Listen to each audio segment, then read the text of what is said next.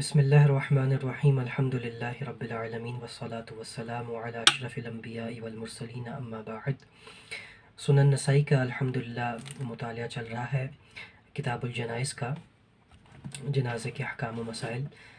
آج کا جو باب ہے، باب الصفوف علی الجنازتی، کہ جنازے کے لیے صف بندی کا کرنا۔ تو عن جابر رضی اللہ عنہ ان رسول اللہ صلی اللہ علیہ وسلم قال ان اخاکم النجاشی قد مات فقوموا فصلوا علیہ فقام فصف بنا کما یصف علی الجنازۃ وصلی علیہ۔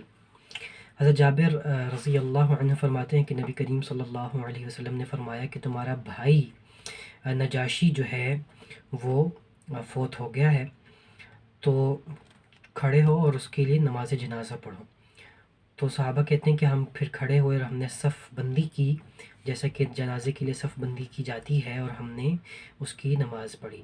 تو اس میں دو مسائل، ایک تو یہ کہ جنازے کے لیے صف بندی کرنا جو ہے وہ مشروع ہے، اور اس میں جو ہے نماز جنازہ غائبانہ یعنی غائبانہ نماز جنازہ کی مشروعیت کا بھی اس حدیث کے اندر ثبوت ہے۔ غائبانہ نماز جنازہ یہ ہوتی ہے کہ ایک شخص کو جو جہاں پہ فوت ہو گیا ہے،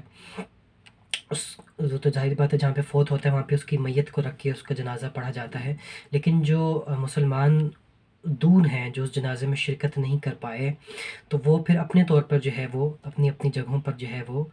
نماز جنازہ کا اہتمام کریں، اور اس میں جو ہے میت سامنے جو ہے موجود نہیں ہوتی، تو میت کیونکہ غائب ہوتی ہے اس لیے اس کو کہتے ہیں کہ غائبانہ نماز جنازہ ہے۔ تو یہ جائز ہے، نبی کریم صلی اللہ علیہ وسلم نے نجاشی کے لیے پڑھا، اور نجاشی جو تھے بادشاہ تھے حبشہ کے، اور انہوں نے اسلام قبول کیا تھا، لیکن وہاں پہ جو ان کی رعایت تھی وہ عیسائی تھے لوگ۔ تو ظاہر بات ہے اس سے علماء استدلال کرتے ہیں کہ کسی ایسے شخص کا غائبانہ نماز جنازہ اس شخص کا پڑھا جانا مشروع ہے جس کا اس کے مقام کے اوپر نماز جنازہ نہ ہوا ہو، کیونکہ نجاشی کے جو رعایا تھی یا جو دیگر اس کے لوگ تھے وہ تو سارے عیسائی تھے، تو انہوں نے یقیناً جو ہے اس کی نماز جنازہ اور دیگر معاملات جو مسلمانوں والے تھے اس کے نہیں کیے تھے، تو اس لیے نبی کریم صلی اللہ علیہ وسلم نے اس کی نماز جنازہ پڑھی۔ اس لیے غائبانہ نماز جنازہ کے بارے میں فقہا کے مختلف اقوال ہیں، کہ بعض کہتے ہیں کہ نہیں، مطلقاً غائبانہ نماز جنازہ آپ کسی کی بھی کر سکتے ہیں، بے شک اس کا جنازہ ہوا بھی ہو تب بھی کر سکتے ہیں، لیکن جو احادیث کی صورت میں ہمیں نظر آتا ہے روشنی میں وہ یہی کہ کیونکہ نجاشی کا جنازہ نہیں ہوا تھا، اور یہ بھی اللہ کے رسول نے جو فرمایا یہ بطور وحی کے اللہ تعالیٰ نے اللہ کے رسول کو خبر دی،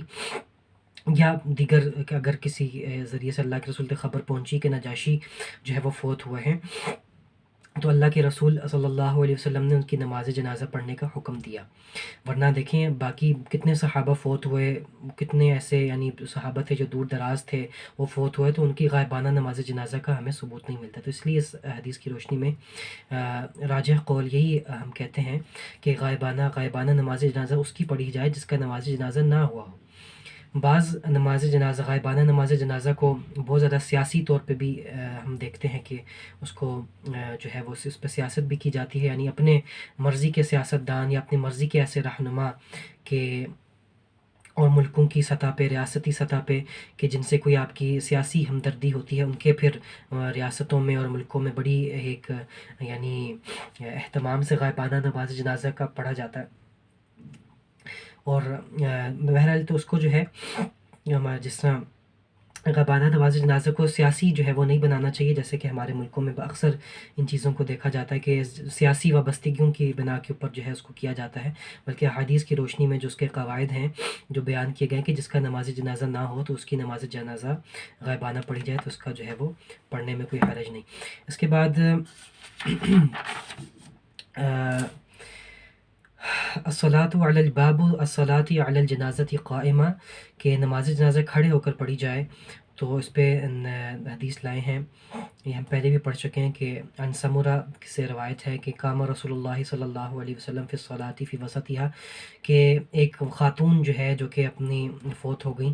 تو ان کی نماز جنازہ نبی کریم صلی اللہ علیہ وسلم نے ان کے بیچ میں یعنی میت کو رکھ کے میت کے بیچ میں جو ہے کھڑے ہو کر نبی کریم صلی اللہ علیہ وسلم نے نماز جنازہ پڑھی۔ اسی طرح بچے اور عورت کا نماز جنازہ اکٹھا پڑھنا یہ بھی جائز ہے، حدیث کی روشنی میں اللہ کے رسول صلی اللہ علیہ وسلم کی سے ثابت ہے، عن عمار سے روایت ہے کہ حضرت جنازۃ صبی و امرأۃ، کہ ایک بچے اور عورت کا جنازہ لایا گیا، تو فقدم الصبی، تو بچے کا یعنی امام کے بالکل سامنے بچے کا جنازہ اس کی میت رکھی گئی، اور اس کے بعد جو ہے پھر عورت کی جو ہے میت جو ہے وہ رکھی گئی، اور نبی کریم صلی اللہ علیہ وسلم نے اس کے سامنے اس کا جو ہے وہ جنازہ پڑھا۔ اسی طرح مرد و عورتوں کا بھی اکٹھا نماز جنازہ پڑھا جا سکتا ہے، اگر بہت زیادہ میتیں ہیں تو اس کا بھی طریقہ کیا ہے کہ یعنی جو مردوں کو جو ہے وہ امام کے سامنے رکھا جائے گا، اور پھر مردوں کے آگے یعنی ان عورتوں کو جو ہے وہ رکھا جائے گا، اور ان کو ایک ہی صف کے اندر، یعنی ایک ہی صف کے اندر جو ہے آپ رکھ کر جو ہے ان کی نماز جنازہ جو ہے وہ پڑھی جا سکتی ہیں۔ تو یہ تمام روایات سنن نسائی کے اندر جو ہے وہ موجود ہیں۔ اس کے بعد باب عدد تکبیر علی الجنازہ، کی جنازے کی کتنی تکبیرات ہوں، تو نبی کریم صلی اللہ علیہ وسلم سے جو حدیث میں ثابت ہے کہ کبر اربع تکبیرات، نبی کریم صلی اللہ علیہ وسلم نے جو ہے وہ جب نجاشی کی جنازہ پڑھی تھی اور صف بندی کی تھی تو 4 تکبیرات جو ہیں وہ پڑھی تھیں، اور اسی طرح ایک روایت میں ہے کہ فکبر علیہ خمسہ، کہ 5 تکبیرات پڑھنا بھی ثابت ہے، لیکن زیادہ جو عمل ہے وہ 4 تکبیرات پہ، بہرحال 5 تکبیرات بھی جو ہے وہ جائز ہیں۔ اور اس کا طریقہ کیا ہوتا ہے آگے انشاءاللہ 2 دعائیں بھی آ جائیں گے۔ اس کا طریقہ نماز جنازہ کے ادا کرنے کا یہ ہے کہ جو ہے پہلی تکبیر کی جائے، کہی جائے اللہ اکبر، ہاتھ اٹھائے جائیں، اور اس کے بعد سورۃ الفاتحہ پڑھی جائے، اس کے بعد تکبیر کہی جائے اللہ اکبر، ہاتھ اٹھائے جائیں، اس کے بعد درود شریف درود ابراہیمی پڑھا جائے، اس کے بعد تکبیر کہی جائے اللہ اکبر، اور اس کے بعد جو میت کی مغفرت کے لیے دعائیں ہیں مسنون، جو کہ انشاءاللہ اگلے درس میں آ جائیں گی، وہ پڑھی جائیں، اور اس کے بعد جو ہے تکبیر کہی جائے، اور اس کے بعد جو ہے سلام پھیر لیا جائے۔ اللہ تعالیٰ سنت کے مطابق تمام معاملات کو کرنے کی توفیق عطا فرمائے۔ وما علینا الا البلاغ المبین۔